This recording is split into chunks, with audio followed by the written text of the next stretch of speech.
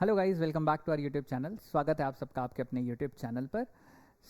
इस वीडियो में हम लोग बात करने वाले हैं एक ऐसी बॉडी की जो कि कॉन्स्टिट्यूशनल है नेचर में और बहुत ही इम्पॉर्टेंट है। आए दिन इसको लेकर आप कुछ ना कुछ न्यूज़ सुनते रहते हो। एक ऐसा कमीशन जो सेंटर और स्टेट के बीच पैसों का डिस्ट्रीब्यूशन देखता है।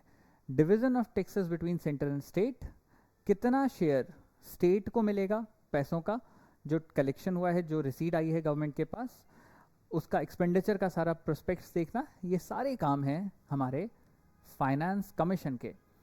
तो क्योंकि अथॉरिटीज़ बहुत ज़्यादा हैं, ऑब्वियस है कि बॉडी भी कॉन्स्टिट्यूशनल नेचर की होगी। तो फाइनेंस कमीशन हमारे पास आता है under article 280 of Indian constitution. संविधान के अनुच्छेद 280 में जिक्र है फाइनेंस कमीशन का।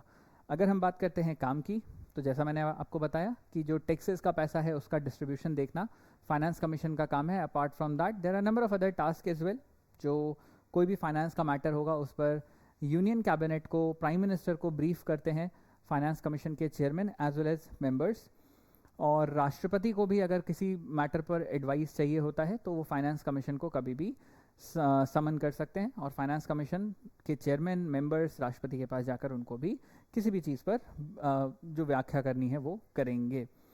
मोर ओवर, किस तरीके से सरकार का कंसोलिडेटेड फंड बढ़े, इस पर भी पैसा कैसे आएगा, क्या और तरीके हो सकते हैं रेवेन्यू जनरेट करने के, all of these can be done by the chairman of finance commission and along with its member. तो फाइनेंस कमीशन एक 5 मेंबर की बॉडी है जिसमें एक चेयरमैन होते हैं, चेयरमैन के साथ 4 मेंबर होते हैं।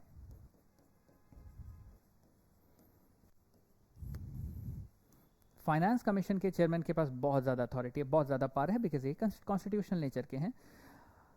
अगर हम बात करें आज़ादी के बाद, तो 1952 से 1957 तक के लिए 5 साल के लिए फाइनेंस कमीशन नियुक्त किया जाता है। तो पहले जो फाइनेंस कमिश्नर इंडिया के बने या फाइनेंस कमीशन के जो चेयरमैन बने, that was Kshitij Chand Neogy. Kshitij Chand Neogy was the first chairman of finance commission. Right now अगर हम बात कर रहे हैं, अभी जो फाइनेंस कमीशन चल रहा है, that's the 15th finance commission of India.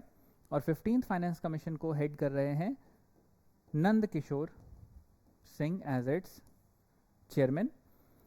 2026 में हमारे पास अगला फाइनेंस कमीशन आएगा जिसकी नियुक्ति ऑलरेडी हो चुकी है, जिसकी अपॉइंटमेंट ऑलरेडी हो चुकी है। तो जैसा मैंने आपको बताया कि फाइनेंस कमीशन की अपॉइंटमेंट का काम किसका? भारत के राष्ट्रपति का। तो अब जो फाइनेंस कमीशन हमारे पास नियुक्त हुआ है, that is the 16th finance commission, और इसको चेयर करेंगे अरविंद पनगड़िया।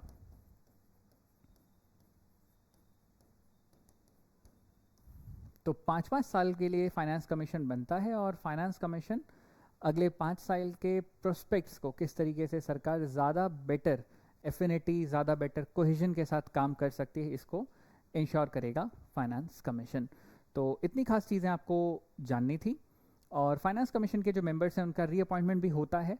ये सारे जो अपॉइंटमेंट्स हैं वो सब कुछ करने का राइट रिजर्व रहता है विद प्रेसिडेंट। सो इतनी चीज़ें आपको फाइनेंस कमीशन के साथ पता होनी चाहिए। जो नए फाइनेंस कमीशन चेयरमैन है इंडिया के, वो 2026 से 2031 के लिए फाइनेंस कमीशन का जो पोस्ट है उसको देखेंगे।